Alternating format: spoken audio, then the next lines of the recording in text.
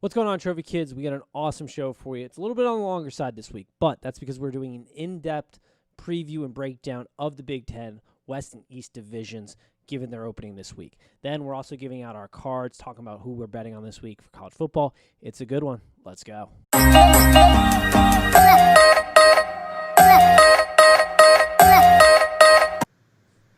Perfect. All right. I bought a really shitty video camera from Amazon. I'm going to end up returning it, but it's not up and focused right now. We're just going to use the laptop. I forgot about that. I should have busted that out today. Whatever. Keep all of this in. Let the people know that you bought a shitty camera. Yeah. All right. Let's get cracking. Let's get popping. All right. Here we go. What's tomorrow's date? Today's the 22nd, so the 23rd. 22nd, 23rd. All right. Perfect. 23rd. All right. 1, 2, 3.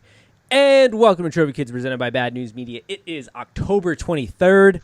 The Big Ten is coming back this weekend. So, of course, I had to bring on my fellow co-hosts, Dante and Tim, to talk Big Ten football. How are we doing today, gentlemen? Excited. It's like Christmas Eve. I'll say, big week. It is, because we got a game tomorrow. Yep. It's legitimately football eve for y'all. We're going to get into the Big Ten. We're going to break down East-West, and then we're going to cover the rest of national football, give some picks, give out our cards. But before we do that, I felt like it is necessary to give a shout-out to Joe Buck. Love him, hate him. In my opinion, he has the greatest call in the history of calls for me. I still get goosebumps with that Red Sox 04 World Series call. Back to Folk.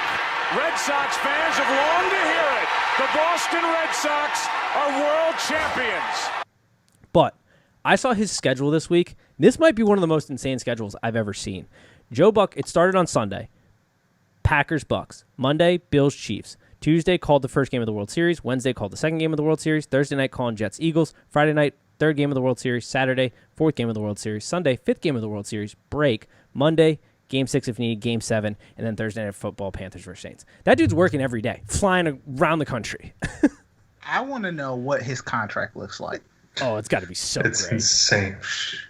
Yeah, absolutely insane. But I felt like that. I saw that, and I was like, holy shit, that's a man just out there grinding in the industry. And greatest call of my life. I don't know if you all have a call that you remember growing up, but the way he called the final of that game still gives me goosebumps to this day when I hear it.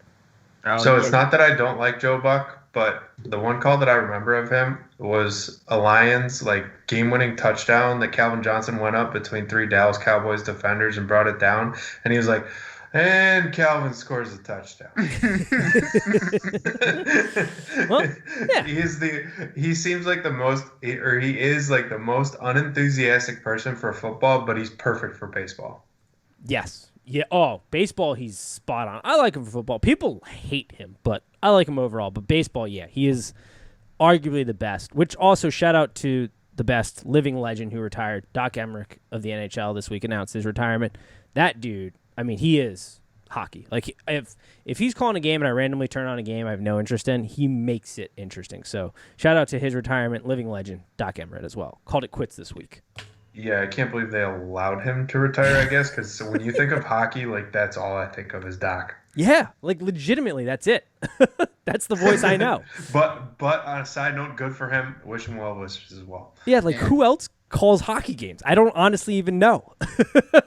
That's all I know. My favorite announcer of all time is obviously going to be that Sean Donahue? Sean McDonough? Yeah, the guy whose voice cracks when calling the Michigan State. He's my favorite announcer. For return? Yes. Whoa, he has trouble with the snap, and the ball is free. It's picked up by Michigan State's Jalen Watts Jackson, and he scores on the last play of the game. Unbelievable. And the ball is free. Jalen Watts Jackson. Yeah.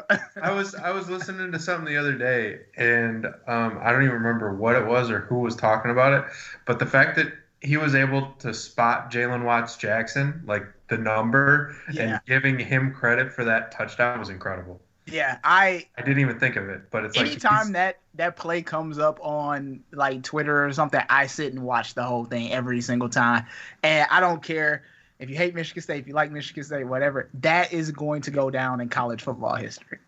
It will. It does. I do. I myself will watch that from time to time because I remember watching it live and Yes. jumping out of my seat for that because I want to say I bet Michigan State on that one. I don't remember, but yeah. It was so great. Like everyone in the house that I was watching it in, they were like covering their faces and doing all this, and I'm just watching it because I felt it. I was like, something has to happen. It was wild. I was watching it at a bar in Ann Arbor because my wife, of course, got tickets to the game somehow and didn't want to take me. And so I was watching it at a bar in Ann Arbor, and I had given up. And then I was like, all right, well, I mean, I'm watching this punt, and wait a minute, there's nobody back. 11 guys. Harbaugh's still sending gunners down the field. Okay, this could happen. And then he blocks it, start running around the thing, and then he scores the touchdown. Even further, did another lap around the entire bar that we were in. Yep. Well, Greatest call. I was just gonna say that's a great segue into our main topic of debate here today, the Big Ten. Yes. We're gonna break it down east-west. Let's start with the weaker side, the obvious. The West. Yes, the stepchild, the ugly stepchild of the Big Ten, the West. I mean, this has been Wisconsin's domain for decades now. It feels like Minnesota started to pop its head up. Minnesota, Iowa. Iowa's there. They're consistent. It's the consistently average is what I feel like the Big Ten West is. Do we think we can talk about most of the teams here, but do we think it's going to be close this year, or do we think a team's going to run away with it? There's no reason Wisconsin shouldn't run away with this, but I do think Iowa is probably your dark horse here.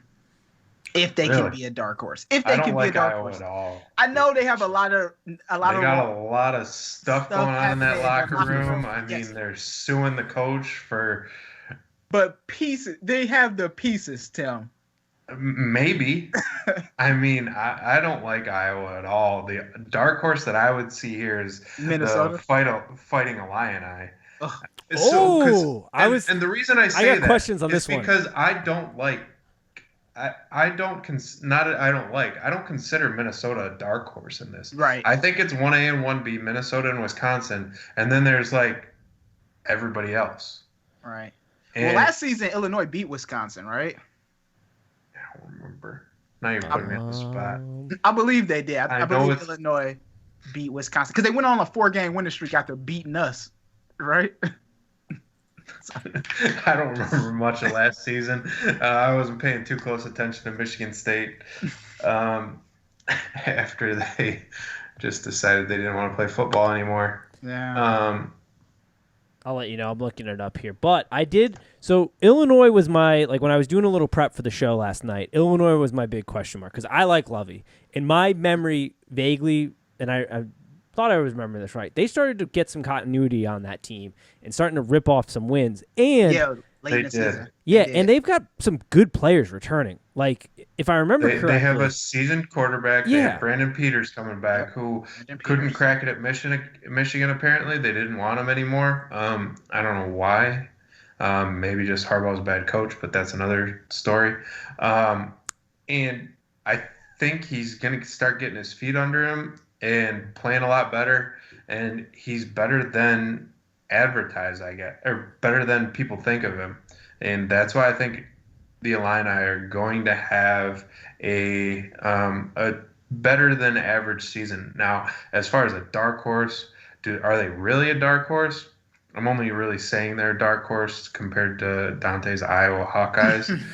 I would say they are. out of the I really West. don't think that they have a chance to win it. But if they were anybody, if I had to name anybody other than Wisconsin or Minnesota, the Illini would be my team. Gotcha. So So, they- yeah, last year Yep. they beat Wisconsin. They upset Wisconsin, beat Purdue, beat Rutgers, beat Michigan State. That was their 4-game winning streak, and then they lost to Iowa. And the defense, they got some studs on defense returning from what I remember too, because I want to say they've got a corner who's pretty solid, and then I know they're 2 linebackers. I do know they're returning Jake Hassan and Milo Effler, who are like to have those players to be back to anchor your linebacking core, which is important, especially if you're going to play Wisconsin, because you're going to need to be able to stuff the run and put it on Jack Cohen, who I think, and we'll get to Wisconsin here in a second for a more breakdown of them, I think is going to be pretty good. I don't hate the Illinois pick as kind of the dark horse because I do love Lovie Smith, ex-Buck. I think he got a little short end of the stick there, but I'm not complaining. We're in a good place now. But I'm a big Lovie guy, so I would like to see them do well. It's going to be weird, though, because the season, and this is going to be the theme when we talk about like Nebraska and some of the like Indiana and all these, like if they want a winning season, you got to get going quick because there is no margin for error, especially with Illinois, because they open up against Ohio State, then they play Nebraska, Indiana, Purdue. They have to win 3 or 4 of those because then they rip off Iowa, Nebraska, Wisconsin, Minnesota, Rutgers, Penn State to end it. So talking about Nebraska, right? Who? Illinois schedule. They go Ohio Illinois State. does not start out with Ohio. They start off with Wisconsin. Sorry, Wisconsin. Sorry. You saw the red. Wait a minute. Yeah. Ohio State. Nope. My bad. Not. Yeah, my bad. I had the wrong one pulled up. Wisconsin. Yeah, Wisconsin, Purdue, Minnesota, Rutgers, Nebraska, Ohio State, Iowa, Northwestern. So like you got to get going quick to have a winning record in this league. Yeah, I mean, we'll see. Like this is a game we don't have to worry about for too much longer because it's happening on Friday for Illinois and Wisconsin. So we'll get to see if Wisconsin blows Illinois out. Then we'll know. I think though, if it's a close game and Wisconsin still wins, that's still a win for Illinois. So do we give them much of a bet here with Wisconsin? Because Wisconsin's returning some players. Like they got Jake Ferguson coming back and Jack Cohen, I think, takes the big leap this year. And Wisconsin football is going to have a good offensive line. They're going to have a good running back. Like that's given. The one thing that I'm interested to see with Wisconsin is how they treat a talented redshirt freshman quarterback. I mean, because when you think of Wisconsin, you think of the prototypical drop back and hand the ball off quarterbacks, and then their game manager from there on out. So how is this freshman quarterback going to be able to I guess he's talented, so is he going to want to throw the ball more, take more risks? And that's not really Wisconsin football as much. So will we see him get away from the typical Wisconsin, play it safe, hand the ball off, and move the ball and manage, and not take any risks downfield? I mean, he played well last year from what I remember. Like, he was pretty solid as far as Wisconsin quarterbacks go, not like in the grand scheme of the national championship. Like, there was obviously some things he needed to fix. And I think having that tight end cushion and Jake returning, the offensive line should be solid, unless I'm misspeaking out of here. And it's Wisconsin. Yeah, they should be solid. It doesn't matter, Yeah, that's a given. I guess I don't remember. I don't remember him playing. Graham Mertz playing that much. I know clearly he played a little bit last year. I just don't remember him playing that much last year. Well, I think I don't know if Paul is going to let him sling the ball around. Well, no, but I think he's made enough. I think he's going to make a big. I have the expectation that he should make the jump to be competent enough where you're not worried about him losing the game, turning over the ball, exactly, making bad decisions, being able to get the first down when you need it, that type of thing. Where like you can play really good defense, you can run the ball, and then when you need, maybe not the biggest play in the world, and that's always been their Achilles heel when they go and play in Ohio State or something. But I do think he's going to be good enough to get you that first down, keep the ball moving, and not turn over the ball a bunch. That's how you win football games. Yeah, I know we're talking about O-lines with Wisconsin. But this team is returning literally everyone on their O-line, and I think will probably beat Michigan. And I know that's not a hot. That's a real hot take. But Minnesota's offense. So I was just going to ask: do we honestly think? So here's my concern, and this ties in when we talk about Penn State on the other side. They lost their OC. Am I not? Their OC is now Penn State's OC. Is he not? The Gophers? Yeah. He moved to Penn State. I'm like 95% sure. And that was my concern. Yeah. I wanted offensive adjust to new play caller Mike Sanford. I'm who concerned. A long time Kirk. I don't know how to pronounce Kirk's last name. Saracoka. We're not big last name people on this podcast. Not the best in that. You're department. right. He is not there anymore. They do have a new offensive. Right. So that plays into when we talk about Penn State for me. But that was my big Like when I was going through the prep, I was like, all right, question mark, because I'm pretty sure he left. I should have just looked it up. Yes. I looked it up. He sure did. Tanner Morgan, do we think like the offense? I didn't know they were turning everybody on the offensive line. That's great. Yeah, but they're returning everybody. They lost Tyler Johnson, who's now on my Bucks, but they got Bateman. So is there enough there to not have a drop off this season? Do we think? I think Minnesota, like, if Wisconsin wasn't in there on that side, which you can argue maybe Wisconsin shouldn't be on it, Minnesota would be, like Tim said, this is 1A and 1B. There's no reason that Minnesota can't win the Big Ten, West. Zero. Yeah. I like PJ Fleck too. Agree with that. I'm going to put my hand up right now. When they hired PJ Fleck, I legitimately questioned why they hired him instead of going and get, like, because at the time Les Miles was still available and things like that. That was a big no-no. Like, Les is having a hard time down in Kansas, and PJ Fleck Yes, he is. He's building himself a program there. But I'll be interested. Honestly, I think there's a reality where if D'Antonio would have quit beforehand, PJ Fleck will probably be MSU's coach. Without a doubt. Yeah, how bad does that piss you off? Don't get me started on that. So, I mean, watching last year, it looked like Minnesota started off rough, too. I thought I remembered that, and I had to go look it up. But they beat South Dakota State close. They went to overtime against Fresno State. So they really started to get their legs under themselves and really ripped off a hell of a season. I mean, 11-2 to finish after close games against those two teams right there. And then Georgia Southern, 35-32. So the first three games were a little rough. I think they have a very good shot to beat Michigan. Like, the only reason I think that Michigan's favored is because Michigan always moves lines weirdly in Vegas, not because they're actually better than the other team. Because it's supposed to be cold in Minnesota. I believe it's supposed to be snowing for game time. It is Minnesota. And Michigan's breaking in a brand new quarterback. Like, Here's the thing. I think Minnesota is the only team, one of the only Big Ten teams that will probably carry their momentum from last year into this year. Okay.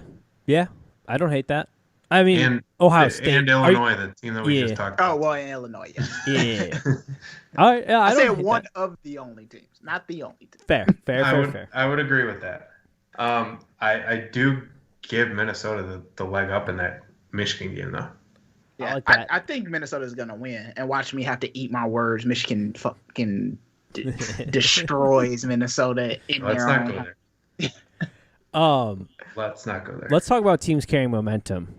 Do we think, and it's our favorite team to talk about, do we think Nebraska carries over their losing ways into this season, or do you think Absolutely. they keep it positive and get a positive record? Nebraska has drawn the ire of every Big Ten fan don't that's say. not a Nebraska fan. You don't say. They didn't just draw the ire. The Big Ten actively said, fuck you with their schedule. In case you need a refresher for the crowd, Nebraska starts their season off Ohio State, Wisconsin, Northwestern, Penn State. Those are their first 4 games of the season. I don't know. Like, Scott Frost kind of is like, to me, Jim Harbaugh light. Like, here you are supposed to bring Nebraska, Big Ten titles and national championship titles, and he hasn't done anything. Kind of. I mean, I chalk Scott Frost up to Nebraska just kind of being Nebraska. I mean, who are you really recruiting to go to Nebraska? I mean, you're recruiting in Texas against Texas now. Like, Nebraska was one of those teams that was like one of the first to bring weightlifting to football, which is absolutely absurd. And so now they're just have a level playing field, but now they got to get people from Texas to go to Nebraska. Like, it just isn't a thing that really seems appealing to me. Here's the thing about Nebraska and Scott Frost. I can't tell you one marquee game that Nebraska has won in his tenure. I don't know if he's beaten anyone. Yeah, I don't know. He's 9-15, so the record would suggest probably not in his third year. I would say, I think Nebraska, from what I remember, and maybe I'm remembering this incorrectly, but this is going to play when we talk about the point spreads this week in the Big Ten, is they weren't good, but they were sort of frisky when Adrian Martinez was healthy and wasn't dealing with that knee injury. And like that. They were. Yeah, like I remember them. It felt like they were defensively. I don't remember them being very good, but offensively, it felt like they were starting to put it together ish, and then his knee started to go and have some issues there. That is pretty much what happened. They started to kind of get things going, and then Adrian Martinez went back out again. And the crazy thing is I was just listening to something up here. They got somebody in Nebraska who's nipping at Adrian Martinez's heels apparently, and they just had to announce that Adrian Martinez was a starting quarterback. Like, I thought he was, but apparently I saw that they too. got Like, somebody nipping at his heels. I was like, what do you mean Adrian Martinez is a starting quarterback? Like, of course. And then I was listening to Rico Beard up here, who's very plugged in with Big Ten football and Michigan State football. And he said that they got somebody down in Nebraska who's nipping at Adrian Martinez's heels. I don't know who he is, but yeah. I was shocked when I saw the name, the starter, because I pulled their like ESPN page and I was like, what the hell are you talking? Like, is he injured? Like, is that the problem? Like, is he not healthy? No, he's completely healthy. But somehow there's some guy, which is, I guess, good for them. But I feel like Nebraska is one of those programs, and I know, Dante, you have some thoughts on this, but I feel like they're just like the Texases of the world, where their fans need a reality check. Like, this ain't Miami's of the world, except for Miami could eventually be back. Like, they have the fertile recruiting grounds. Tennessee for sure, and we're going to get into that in the gambling segment of this. I feel like their fans need a reality check. Like, you guys should be happy if you go 500 every season. Like that, like maybe being a game over 500 you should be happy about. Yes, they should be used to their 7-6 seasons. Yeah, and be happy about it. I do think, like, on a national conversation, like, people think, oh, like the Big Ten sometimes gets placed in that spot of being like the easiest of the conferences, but it is hard to win a game in the Big Ten. I agree. It's very hard. Trust me, for watching a team go 3-9 with a team that's not that team was bad, quote unquote, but it wasn't like throw that team in the. They were supposed to be bad. Right. Yeah. They wouldn't have gone 3-9. So that's the other thing too. Like, and being an MSU fan, especially an MSU football fan, I don't have to worry about being humble because I watch them humble us all the time. Exactly. I start off every season so excited, and then my world just comes crashing down immediately. Yeah. I was gonna say the Big Ten. I mean, and it's a conversation every year. Like, what's the best conference? And the SEC is always sort of the default conference. But I have believed for a couple years now that the Big Ten is probably the deepest, most consistently out of all the conferences. Like, the ACC is super top heavy, but like below it is a lot of just crap. And then the Pac-12, you just blow the wind and they fall. So like it's. And sometimes you have like the Oklahoma States. Like, that's just, it's so hard to judge, like, to even put the Big 12 in like the category of like top, because they're such a weird, like, I don't know if you remove any one of those teams, like you remove the top teams out of that conference and you throw them in the Big 10 or the SEC. I honest to God don't know how they'd perform. I don't know if they would crush it or if they would get absolutely swallowed. And on a lighter note, you know, Big 12, 10 teams, Big 10, 14 teams. Who knows what's happening? I do love that. Yeah. Last team before we move to the real side of the Big 12 or Big 10. Sorry. Big 10. Now I'm getting it all switched away. We don't spend much time, but the Boilermakers, Purdue. Probably one of the most underrated teams. I was gonna say, do we think they might like Ohio State trips on them again this year, or like? Well, actually, let me see. I think they're gonna upset a few teams. They don't play Ohio State this year. Sorry.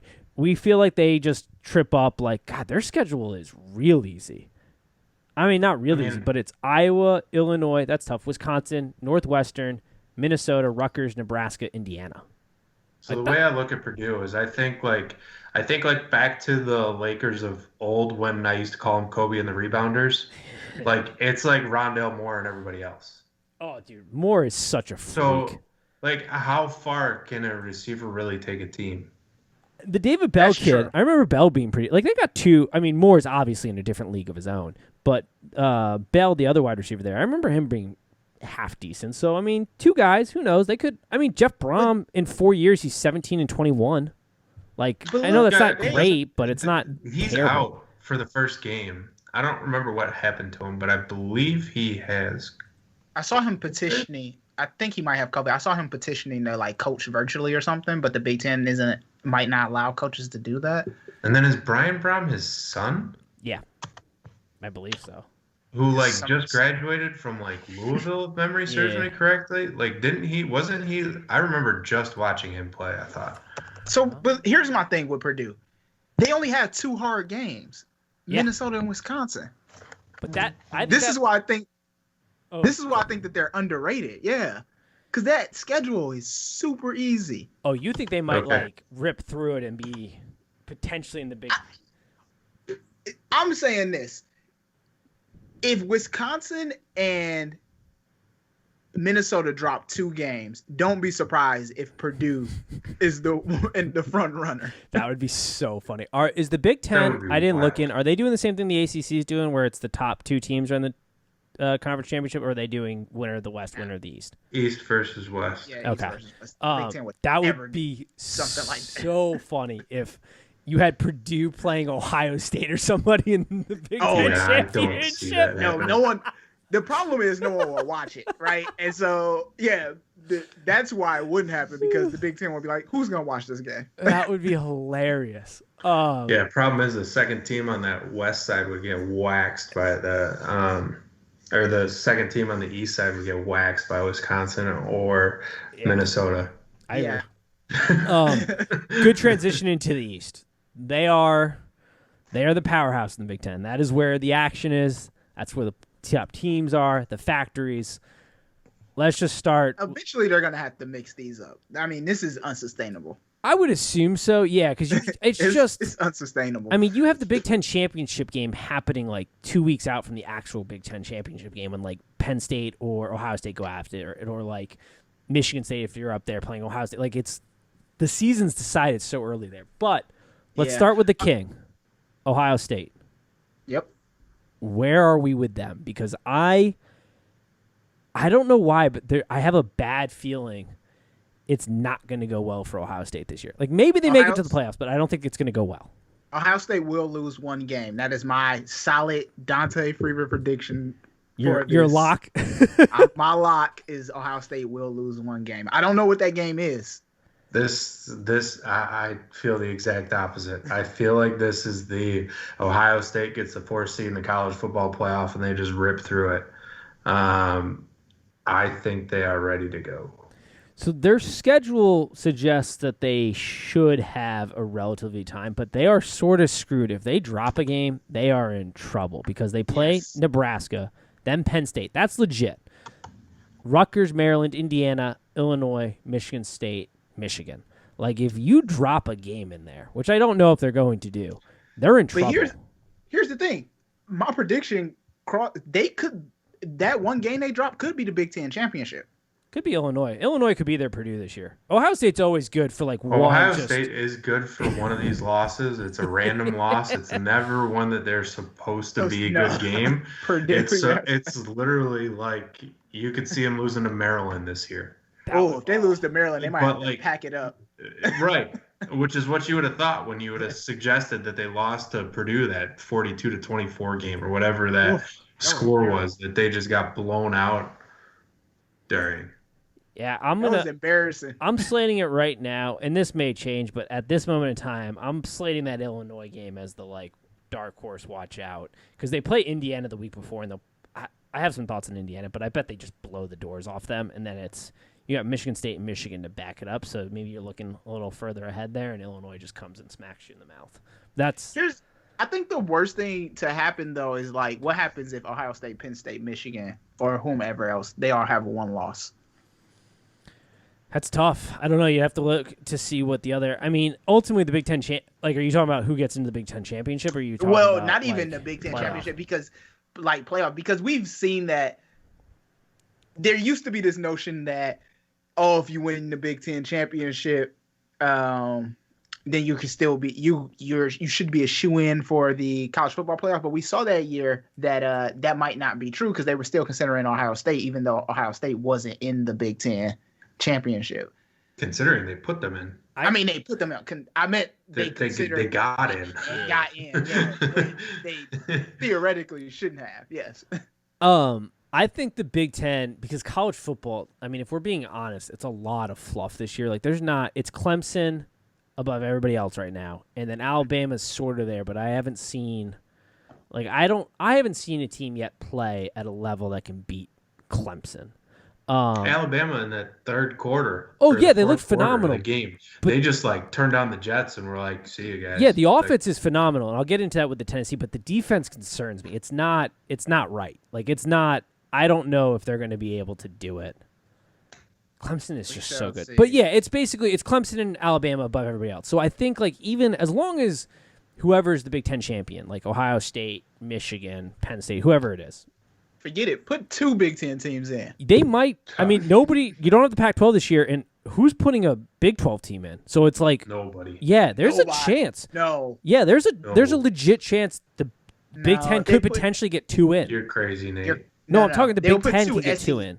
Potentially. They'll put Georgia in. They'll put Notre Dame in. Yeah. I mean. See, Notre Dame's schedule though is rough because I thought about that and then I looked up and we're getting slightly off track with the Big Ten, but it's worth the conversation. Notre Dame's schedule, they have to play both Clemson and Miami before the ACC championship game. That's not easy. More reason to put them into the championship. But if they lose both those games, they're not getting in. If they lose one of the yeah. But if they win, or sorry, not Miami, North Carolina, who I actually think is a bit fraudulent, but that could be a sneaky they screw that up. I don't think they're fraudulent. And if they lose against North Carolina, they definitely won't be in. Yeah, I don't think North Carolina's fraudulent. I just think North Carolina. I think Nate's angry at North Carolina. We're getting on a sidetrack. Nate's just really angry at North Carolina right now, and that was just one of your typical Mac Brown games that I warned you against last week. Yeah, I know, but I finally whatever. We'll get to that. I have a whole thing when we get down to the actual gambling of it, the nuts and bolts. But yeah. Let's get to the Michigan hate section. I was gonna say let's move to Michigan. The pretenders, I'll say at this point, because man, has there been a lot of hype, but no bark with this Michigan team since Harbaugh's taken over. He is 47-18 in his 6th year, went 9-4 last year, 6-3 in the Big Ten. Where do we have Michigan at this year? Because I think once again, Michigan fans are going to be very disappointed in the product they see on the field. I mean, my narrative, let me take off my Michigan State rose-colored glasses, is that if there's a quote-unquote dark horse team for this side, it's Michigan. They have one of the toughest schedules. I know you're looking at me like that, Tim, but here's why. Michigan is on the precipice of what should be the greatest college football turnaround of all time. They won't do it. What? Yes, this schedule that they have, if they can beat all of these teams, they should be in the college football play. They have a very hard schedule. Do they not? They do. I have it up. Yes. They have a very hard schedule. So it goes for those. And they don't. They have every other game. Yeah, it's Minnesota. And then there's MSU 2 back to back. There's they have Minnesota, they have a break with MSU, then they have Indiana and Wisconsin, and then they get Rutgers, and then they have Penn State. It's just hit punch after punch. Yeah. Yes. That is a lot. If they pull this off, no narrative about Michigan will ever matter because they beat the hardest schedule in Big Ten history. I agree with that, but do you really see them doing it? No, I don't believe it. Okay. No. Okay. No. Okay. We're talking in hypotheticals. Yes. If they were to run the table, then they'd be meeting with all the articles that were ever written about Joe Milton being the next Cam Newton, Aiden Hutchinson being the next Joey Bosa. All those ridiculous articles that come out of here. The random other quarterback whose name I can't even remember is is really pushing Joe Milton, who's also Cam Newton. Because if they do this, there is no like, oh, well, you didn't play so-and-so, you didn't play this team. Like, no, if they do this, this is like the greatest feat a Big Ten East school can do. Now, with that said, I think Michigan is probably very fraudulent. Probably. Okay. Yes. Now we're getting a lot better. Yeah. You had me worried the way you were talking. I was so confused. I was so thrown. No. I don't. Michigan has a lot to prove, but we got a new quarterback who is a dark horse Heisman somehow. I don't know. This O-line who sometimes looks good and then other times looks terrible. I have I have no expectations for Michigan. I don't know what to expect from them. Michigan could lose to MSU. They could. I don't see that happening. No, I don't think it will happen. What I see Michigan doing is they're going to get their hopes crushed immediately with a loss to Minnesota, and then they're going to run the table, and then they're just going to get absolutely mollywopped by Ohio State in the final game of the season, and then they're going to end up another 2-loss team, and just above average like they always do. I would love to see Michigan go 3-9. That schedule sucks. So would I.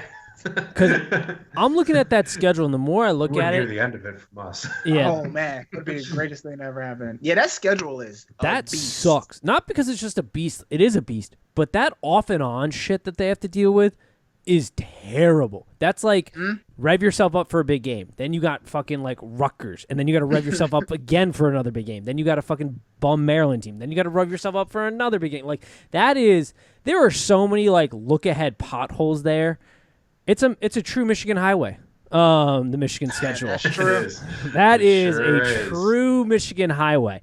The other thing Michigan kind of sucks. Like, if you're a Michigan fan, here's the one thing I guess you could take away from this is you have a lot of young talent, but that sucks for a year like this because there's a lot of sophomores on that team and a lot of, like, inexperience. Like, when I was doing the prep, I was looking at one article that was written, like, the year ahead, and there's a lot of sophomores out there. Like, Joe Milton, sophomore.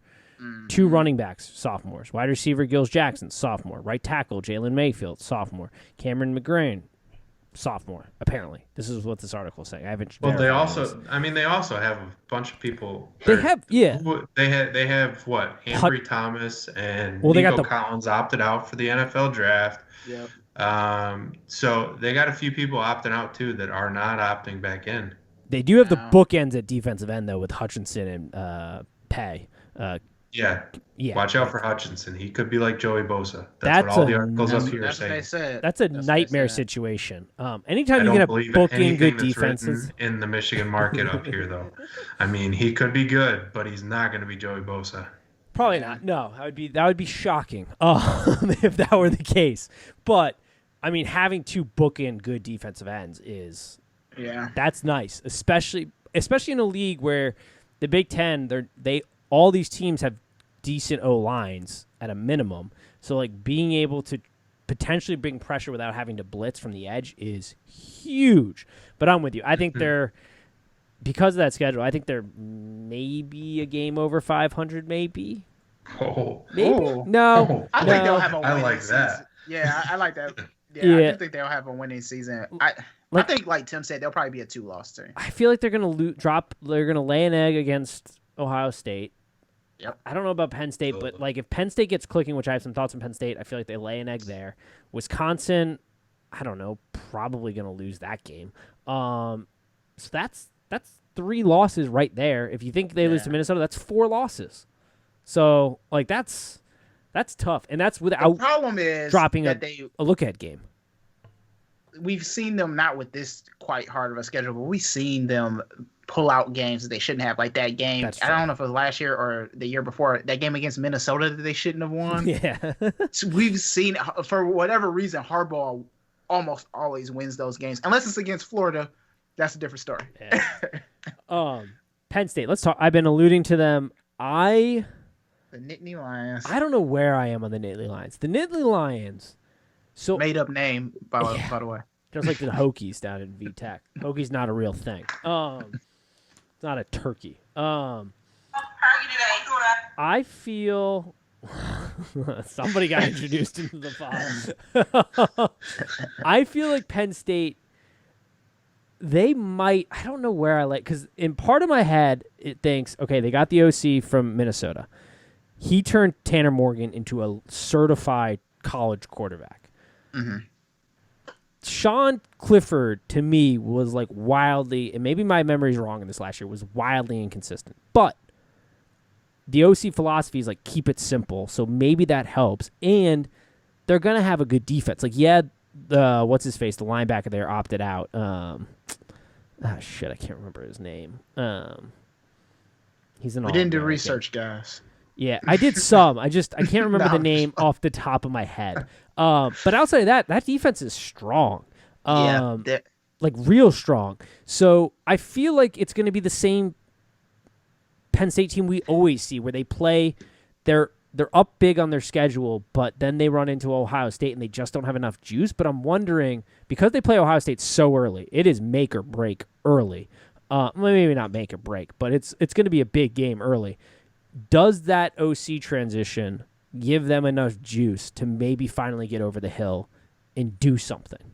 So I'm going to say something that Tim may like widen his eyes at again. But if there are two teams in the Big Ten who are going to suffer without having tune-up games, and I know all teams could benefit for tune-up games, it's going to be Indiana and Penn State. And it's so funny that they play each other first.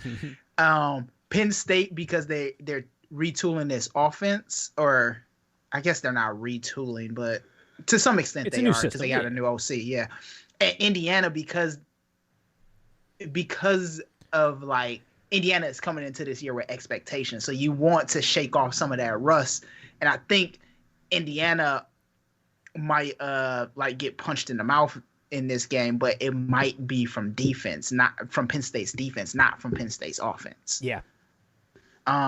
With that said, I think Penn State, I never know what to do with Penn State, because the years where I'm like, Penn State should be the greatest team, they should be so good, then they end up dropping 2 or 3 games, and you're like, how did that happen, Penn State? And then the time when Penn State isn't on your radar, they go to the Big Ten championship. I always buy into them so hard, just like Miami, and I'm just so cautious about this year. But I want to believe, because of the system, like we saw the system work so well in Minnesota, and turning a guy who is on nobody's radar into a very competent college quarterback. I want to believe he can do the same thing for Clifford, but I just don't have high hopes, because I remember watching him last year and I was like, this kid doesn't have it. And I hope I'm wrong, because I like what Franklin has done. I like him as a coach.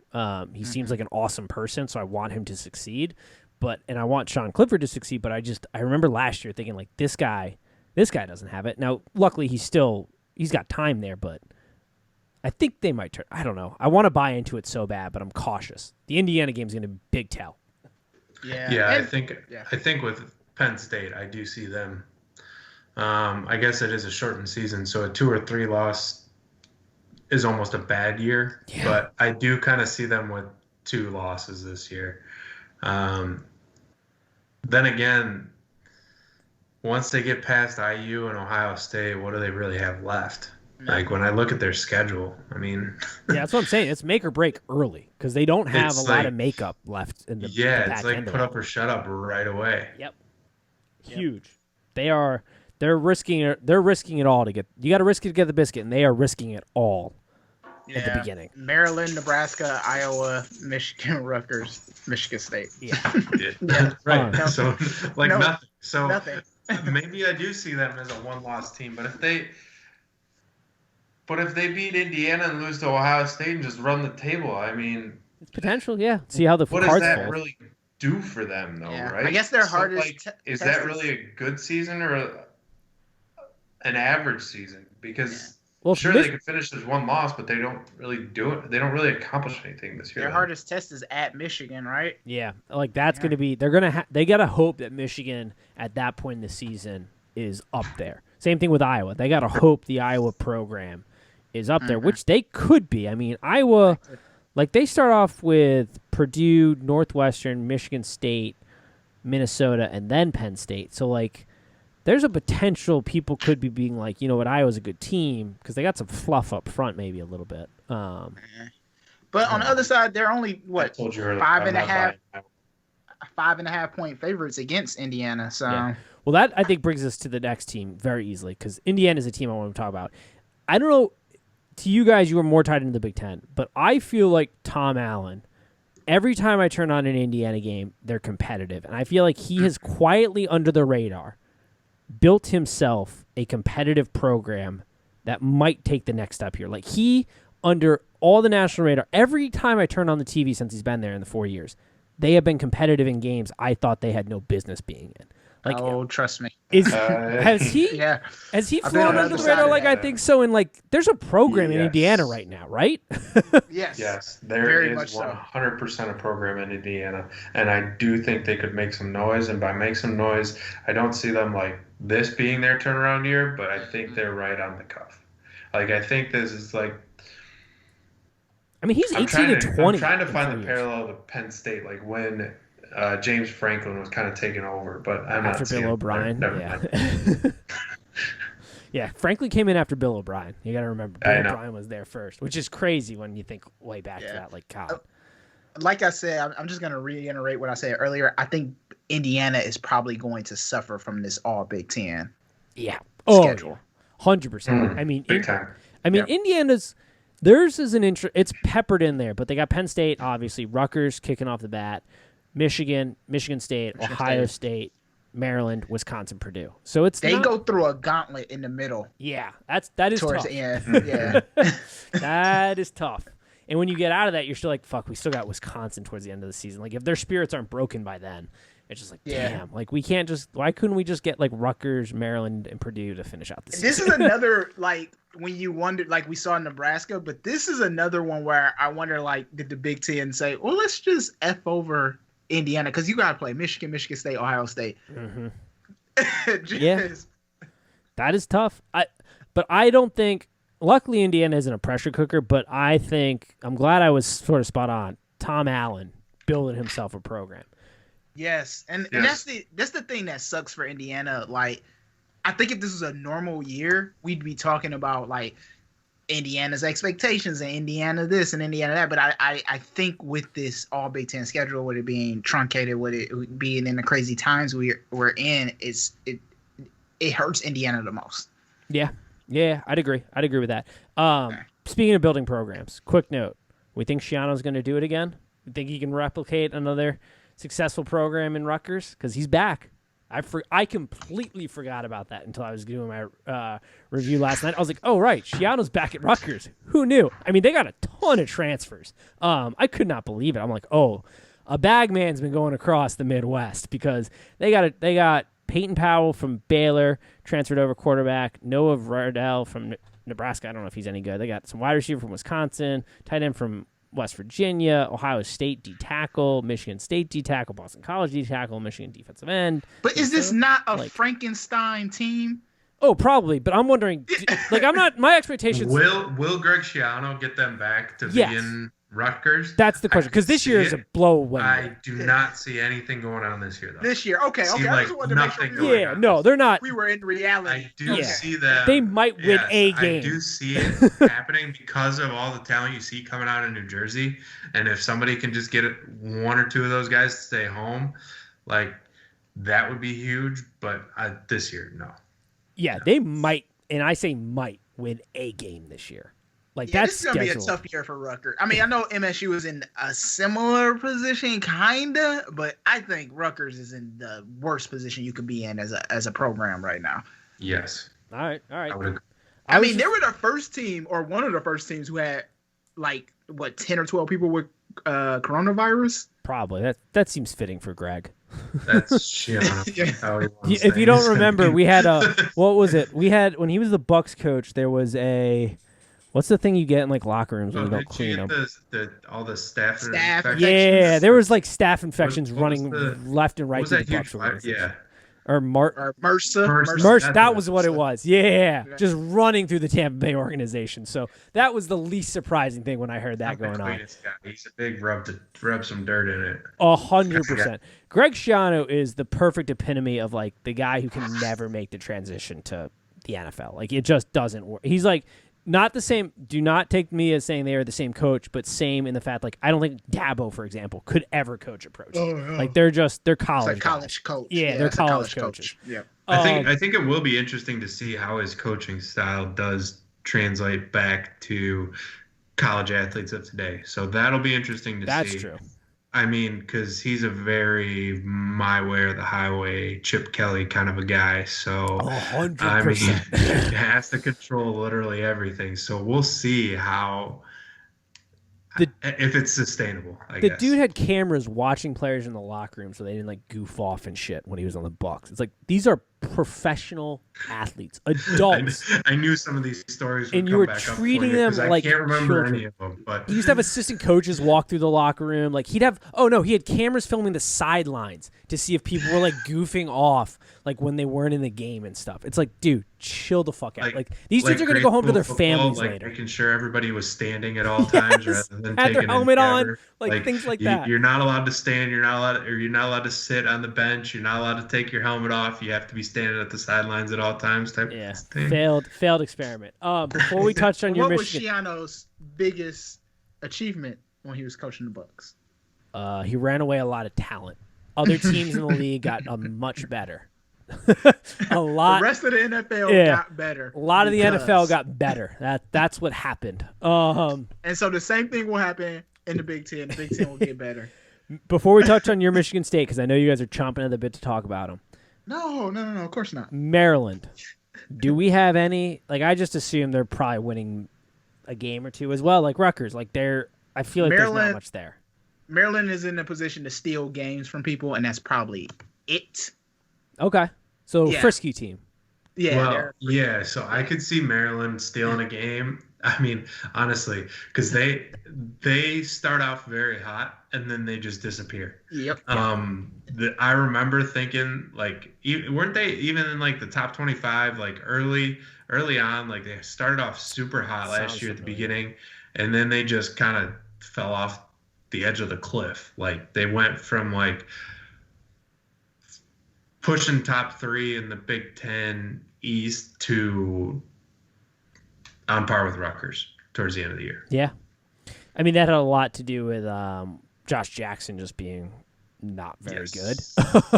That's true. They have Tua's younger brother. They got because Tua's brother. Saban stopped making the mortgage payments in Tuscaloosa, so he had to go somewhere else. He had to find some mortgage payments somewhere else. The family had to uproot and find another $1 million house that somebody would make mortgage payments on for him. So realistically, looking at their schedule, it's probably a 3-win schedule, maybe. Yeah, that's what I was thinking. Like anywhere between 1 to 3 wins, probably.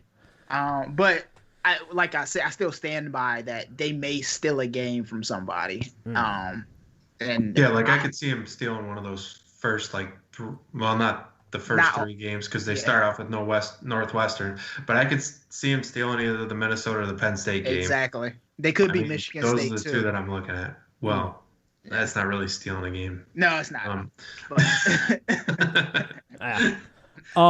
Last team. Got to cover them before we get into the games this week. Your Sparties. How low are your expectations right now? Cue the fight song. We don't have a fight song queued up. Where is the producer at? Oh my goodness. This year I'm gonna have fun watching football because I have no expectations for MSU. Zero. Right. Fair. Best way not to get hurt. The last time that happened too, keep in mind, was Dante's where he earned his nickname 9 and Free because he predicted they would go 9 and 3 after their 3 and 9 year, and we all thought he was absolutely crazy. And that's the last time I truly enjoyed watching Michigan State football. And we went 9 and 3. I told everyone.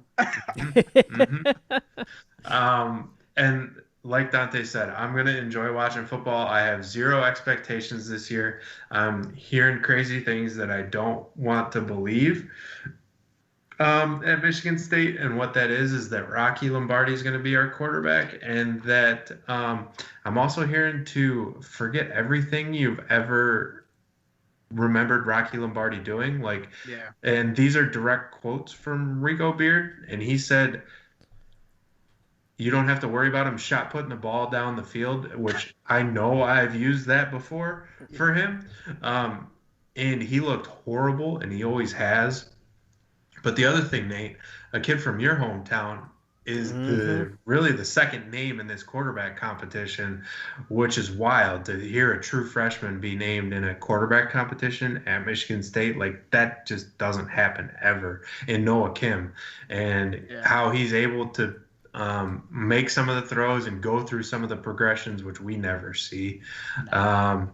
So it'll be interesting to see. I mean, I'd love to see Rocky Lombardi come out here, play for a season, and they can play Noah Kim at the end of every single game this year, because it doesn't count towards your eligibility. Yep. And they could have a quarterback next year too.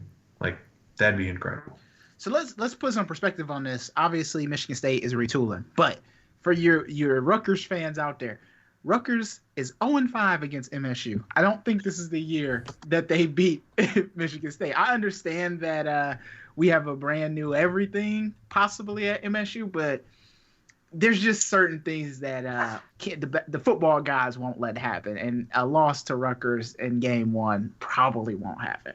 Right, and we do have actual talent on the offensive line now, and a real quarterback or a coach, who has actually put them through a strength program rather than them starting out at their career at Michigan State at 320 and ending at 280. Like, they actually came in at 280 and are up to 330. Like, those are the types of things that are changing around here. And they played last year. Yep. They're getting bigger and better this year. Elijah Collins is coming back. I can't wait. Which I'm super pumped about. And more importantly, I'm really excited about. Tim, they are going to stretch during the game. Can you believe it? Oh my goodness! Don't remind me. I forgot about that. Can you believe it's another one of those sneak attacks that you guys have put me through. There's things in my mind that I try and block out of my memory, and that was a tweet when they interviewed. I don't remember who it was. It was one of those. I sent it directly to you. Yeah. They were interviewing one of the Michigan State O-line, and they're like, yeah, we're getting more flexible this year. We're stretching during practices. I was like, wait. What were you doing before? What the hell does that mean? You're stretching now for practices? Like, that's how you prevent injuries. No wonder you guys were always hurt. Yeah, they famously, that O-line could never stay healthy. Yeah, no. Correct. So I'm excited to watch them get healthy, hopefully stay healthy, fingers crossed, and see what our offense can do. Hopefully we're getting a little bit more creative, like actually running some short outs, some crossing patterns. Something to get Rocky in a rhythm early rather than just run the ball, pass on 3rd and 13 type of a deal. So hopefully I don't see too much of that, and I'll be excited. A 7-6 season, 7-6. We're not playing that many. We're not playing that many games, but if we were playing that many games, I would expect the 7-6 season. We're not playing that many, yeah. Because when you're looking at, not even just looking at the schedule, but if you had 8 games in front of me and this MSU team, I'm looking at 3-5, and then hoping they win their bowl game and their playoff game, I guess, quote unquote, what the Big Ten is doing, where they pit the number 5 team versus the number 5 team on each side, which is kind of where I expect us to fall. So Michigan State has one of these weird schedules where I feel like we always have it. So this Rutgers game should be a win. You probably lose against Michigan, might lose against Iowa, depending on how Iowa looks. Then you should beat Indiana, Maryland, Northwestern, and then you run into Ohio State. I don't think Indiana's a win. You don't think so? No. Indiana has a high-powered offense, I understand, but that defense isn't great. You're expecting Michigan State's offense to keep up with another offense? I don't know, Tim. I don't know. Don't know.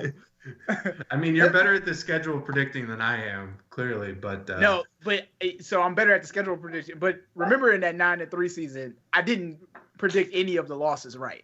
Nope, you had every single game actually wrong, but then I had the final turned out being right. I didn't predict any game correctly. How that happened, I'll never. Not one. I didn't predict a single game correctly of the 3 losses. Yeah. I'm just excited. I want to see, as Tim alluded to, Noah Kim went to my alma mater in high school, which is, I mean, he's a winner. Won a state title, broke his femur his junior year, came back his senior year, played strong. Like, Virginia's a football factory, and he was very good from what I understand. I had to look him up when I saw he was committing to Michigan State. But I'll be excited to see if he plays. Well, Nate, he is if he ends up starting at the same time that Elijah Collins is there, we will have alma maters manning the two most important positions on the Michigan State football team. There we go. I like it. All right, that does it for our Big Ten. Well, I guess, who do we think wins the Big Ten? Ohio State. Right. All right, cool. Just want to make sure we're on the same page. Let's talk about our bets real quick and knock this out. It's speed through these. Yeah, I'm not seeing the college football board well at all. I am in the back of a van full of smoke at this point. Like, I feel like I'm in Cheech and Chong's van. I can't see anything. It wasn't good. I didn't have a good outing last week. Went 5-4, which is still winning. But the 4 losses were bad. Really, I didn't have a good week because COVID has obviously been terrible. But there's been one positive in my life due to COVID. And I have not been drunk gambling, middle of games and live betting games. That went out the window this weekend. The football gods decided they no longer wanted to grant me the Notre Dame Whisperer tag anymore. That's gone miserably. UNC is fraudulent. I hate them. Finally bought into their hype, and they absolutely shit the bed. I'm done with them. But this week we're going to go more gut. I don't love this board at all. I have a couple games I like, but I don't love it. Let's start Big Ten. We've been talking about them. Illinois, Wisconsin. -19.5. Wisconsin's favored. Over under 51.5. My initial reaction was like, oh, just go Wisconsin, because I feel like they usually just kill these games. But after doing a little research into it, hearing what we said today, I kind of like 19.5 for Illinois. That's a big spread to cover first week of a season. So I got Illinois in that one. I love this game, and that was my pick too. I see Wisconsin possibly struggling with the younger quarterback, and Illinois coming in with the seasoned Brandon Peters, and at least putting up a fight. I don't see them winning this game by really any stretch of the imagination, but I do see them keeping it under 19.5. Now that's also interesting too, because Wisconsin doesn't have that many like close games. Like, they either run you over or they don't play well. So I am scared. I loved this bet until I ran through that scenario in my head. Yeah, that's the problem I'm having with this one, because part of my head's like, this is a game that feels like Wisconsin would just normally blow out the water. Like, they would cover a big spread like this. And part of me is concerned because I don't know, Illinois could stumble out of the blocks. But 19.5 in a weird season feels like a lot to try to cover, especially when you're not a high-powered offense like in Ohio State. It just feels like a big number week one to try to cover, especially when your primary attack is running the ball and then playing really good defense. Also, too, you got to remember that Wisconsin is your quintessential Big Ten team. If they're up by a little bit, they're not going to run the score up. That's also true. Yeah. They don't, but they don't try to. But no, they don't try to. The team is not stopping the run. I mean, they run for 300 yards and 7 touchdowns against you. This is true. This is very true. Yeah, I'm gonna take. I don't know if they're gonna be on my card. I'll tweet my official card out on Saturday, but I'm leaning heavily towards Illinois there. North Carolina State. I initially was like, bet it all on North Carolina. Screw UNC, but their quarterback's out, and so I don't love that anymore. Tim, you apparently love UNC, so would you like to pick them this game? Line also is at 15.5 over under 60. I do like UNC. Did they officially declare him out, or is there still like? I thought he was in. I mean, that hit. I don't remember. I want to say I know he got definitely knocked it, out, but yeah, he's. I don't even know what planet he's on right now. Because I do like UNC in this game. I think that the last game was what I warned everybody about in Mac Brown, and that he's got a broken fibia. I was like, I thought he was just like dead. Yep. Yeah. Yep. So he's definitely done. Yeah, I think he's playing. I think UNC is a good team, and they just had a Mac Brown moment where he just lost his mind for a game. So I do like UNC in this game minus the 15.5. All right. I'm staying away from it with a 20-foot pole. I'm going to see if North Carolina can rebound, but I figured it was worth bringing up. Ohio State, Nebraska, 26.5 is the line. Over-under is at 68. I feel like this has overwritten. I love this. Yeah, All over. I love the over in this game. I see Ohio State putting up like 60 points. Yeah. So I don't think the over is that far out of the question with the 68. I mean, I don't you either. can really hope Nebraska will put up 8 points. So Yeah, I think Ohio State's offense should just fly around. And I think Nebraska's good enough because Adrian Martinez is back and they play. I feel like they play well-ish in garbage time with this game, so that's why I like that over and a half. I don't know about the spread. I don't have a good feel on that spread because I'm more of a wait and. The theme of this weekend is going to be wait and see on these Big Ten teams. I want to see them get a game underneath them before I start really kind of flinging around wagers on the spreads. But I feel like the over's pretty good there. This is a pick I like. Clemson, Syracuse. 46 is the line. okay. Over-unders You at like this 62. game? I like it for this reason and this reason alone. I feel like this number has been super inflated because of last week and them looking like the damn dream team playing Venezuela out there. Syracuse, What a line. the problem is Clemson only once this season has scored over 50 points because their starters, Dabo is huge on the if you practice, you play when you can. And this probably will be not the last time it happens, but like there's no incentive there for them to, I mean, they're going to blow the doors off them in the first half. But 46 feels large, and Syracuse plays terrible defense. But once they pull the starters, Clemson's quarterbacks are banged up, their backup quarterbacks are banged up. I feel like Syracuse is good. It's just too big of a spread. Like I feel like they'll beat them by 40, but they've only scored more than 50 points once this season so far, Clemson, and that's because they pull their guys super early. And that's what I'm relying on here. I feel like Syracuse, that's just so enormous that I don't feel like they're in for another game like where they had against Georgia Tech. Well, you've talked me into liking that spread, but I'm not picking it. That's fine. I'm picking it scares the hell out of me. It is on my card.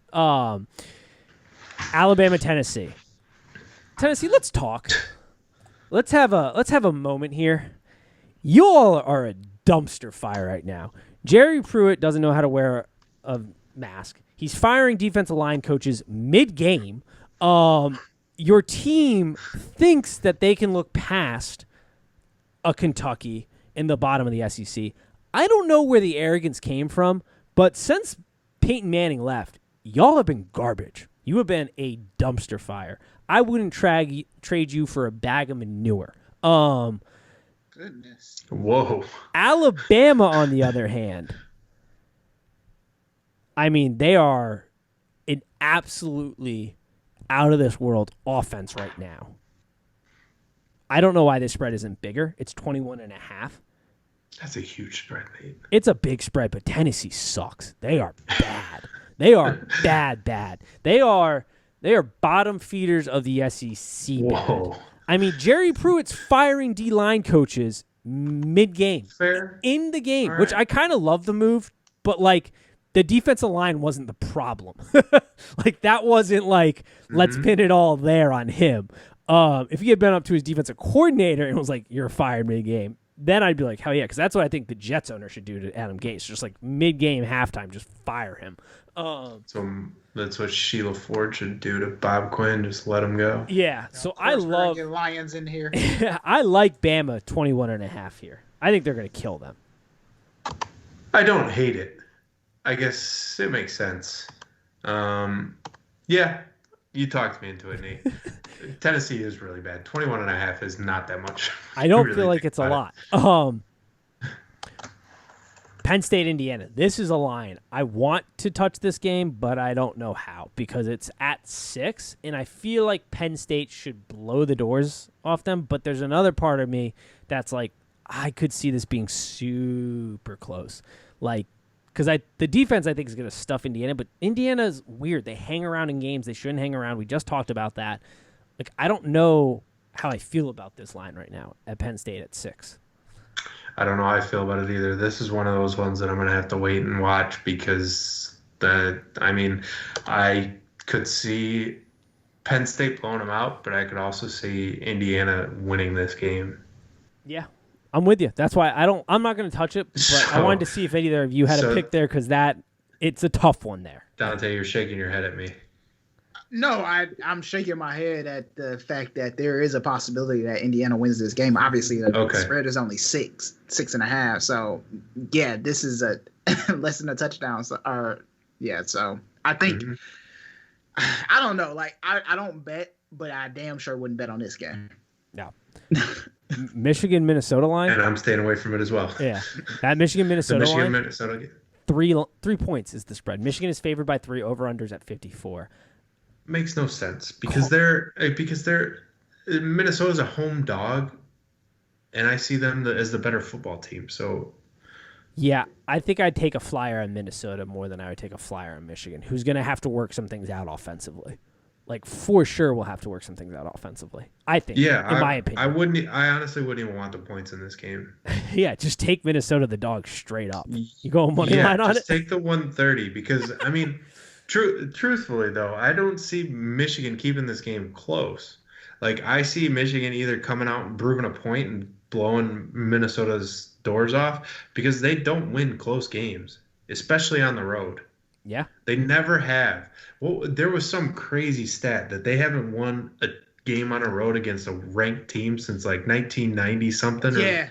And they've only won like 2 or 3 in the past so many years. Yeah, so. Yeah, they've won like 1 or 2, and both times the team was like 24th, 25th. Now, Minnesota is number 25, but I think they're better than that. They just haven't played yet. I'm in on it. I have Minnesota down. I'm switching to money line now. I had them on the spread, but I'm going to go money line with you here, Tim. Want to talk about this game, Tim?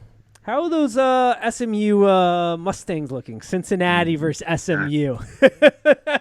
I laughed so hard watching that game. Like, hyped it up so much. The line. Here's even the crazier part. They have this UC MSU game at 2, and MSU is the favorite. Over under at 55. SMU. Sorry, SMU. Watch some slander. I'm a big, and I hate it, but I am a big UC fan right now with this football team. I got UC minus 2.5. I think they're a good program. Both sides of the football play good football. Defense plays good. Offense is playing real well before this COVID postponement last week. I was not overly impressed, to say the least, by your SMU team over there. And neither was I.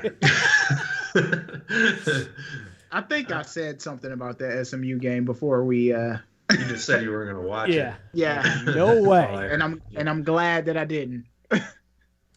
I don't know if you have a pick there, but I don't. UC plus 2.5. My BYU team, what I tell you all, if any of you watch that game, they are so good. That team, watch out. I had UC as the team that might slip into the playoffs, maybe if this year gets crazy. I think BYU is, if they go undefeated, they are so good. It's insane. They could be like the real Boise State team back when they ran the Statue of Liberty play against the OU that year, that they might have been able to do something if there were a college football playoff. Yep. And Zach Wilson, who looks all of 16 years old, is legit. Like I said it, so good. He should be a Heisman candidate. If he played on any national powerhouse, he'd be the front runner. If he was at Ohio State right now, he'd be the front runner. If he was at any program, the way he's playing, it's absurd. He is insane. All right, cards. I don't have a big one right now. I'll probably add to it on Saturday and tweet it out, unless you have another game you wanted to talk about. One more game I kind of want to touch on real quick is the Notre Dame-Pittsburgh game. Oh, yes. I meant to bring that up. Yeah. This is a game that's always close, and Notre Dame is a 10-point favorite, which seems high to me, especially after how they played against Louisville last week. I like Pittsburgh in this game simply because, and I don't think Notre Dame is as bad as they showed against Louisville. I just think they always play Pittsburgh close. I agree with that. And that's how it's always historically been. It's been one of those weird games that Notre Dame always struggles with, but they pull it out at the end. I haven't decided yet, but I have not seen Notre Dame. I haven't seen that board well here for a bit. I was the Notre Dame whisperer to start off the season. Went 5-0, as everybody knows. Hottest Notre Dame gambler out there. But I have since not done so well. The first half and first quarter are more intriguing because it's 5 at the first half is the spread and 3 in the first quarter. And Notre Dame does get off to fast starts. So that first quarter line, I don't know how I feel about it. It'll probably be on my card, but I haven't made a decision. I would expect them to maybe start fast, but then Pittsburgh to close the gap. I don't see that happening. Dude, when Notre Dame runs those scripted plays in the first quarter, they fire down, and then it's like they're good. Those first 2 series, Notre Dame is very good, and then it seems, at least last week especially, the other team seems to pick up a little bit more on it. That's just my read on it. But also, I'm not seeing them clearly right now. That is your warning there. But if they play another 12-7 though, right? Which they definitely could. They could be on the opposite end of that 12-7. I don't know if Pittsburgh. I don't know if Pitt has it. Maybe it's 100%. What I saw last weekend, it's possible, but I don't think Pitt has it in them. I've watched a bunch of Pitt football. I just don't think they have the stones to do it. And here's my thing too. Like Pittsburgh is on a losing streak, right? Yeah. So, and I don't want to throw superstition into this, but dropping 4 in a row. Yeah, like I said, I just don't think they have the stones to do it, to overthrow. I mean, it is the first game. FSU after that, so yeah, they are playing on the road, which is, Notre Dame has yet to go on the road, so maybe that factors into it. I just don't think they have it in them to pull it out. The football team I've seen, and they might do it, and they do play them close, like Tim said, so it's there. I think it'll be a very close game. I don't love the spread. If you're going to bet it, I think you take Pitt just on historical reference there.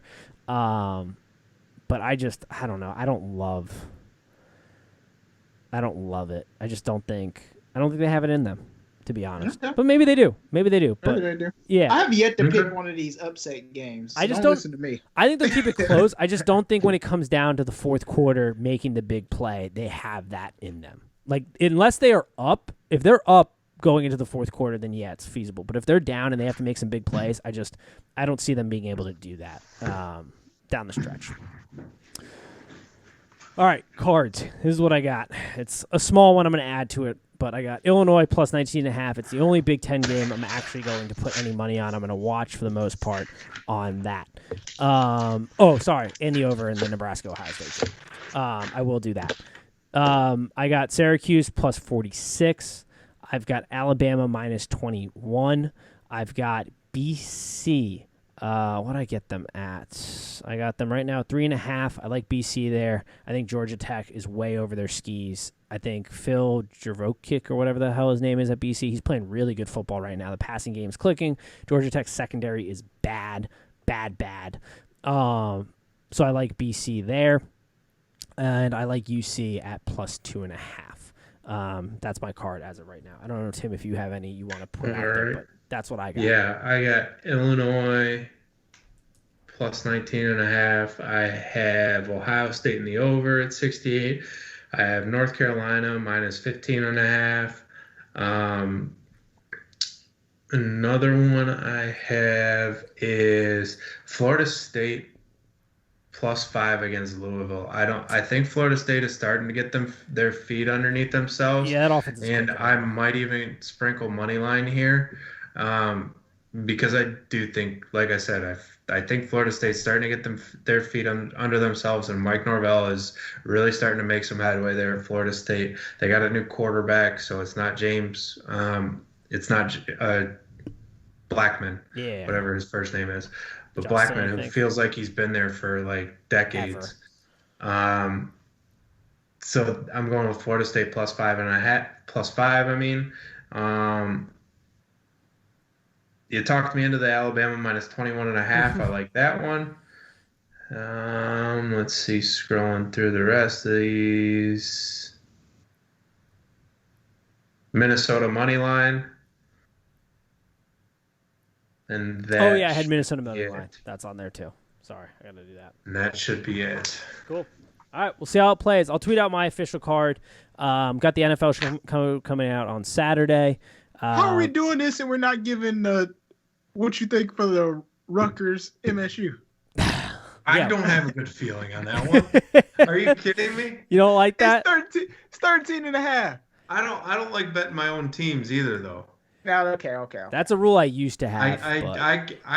I gamble to get excited about games. If I want to like find a game in the 12 o'clock hour, I'll pick something and I'll gamble on it.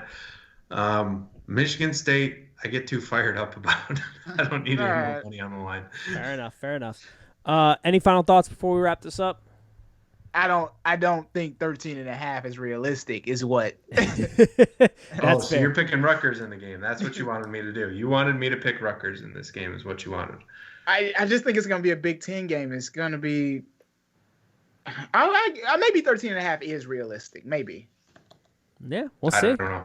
I don't That's why we play the games. We'll find out. It's going to be a hell of a weekend. Yep. That'll do it for us here. As always, peace. Peace.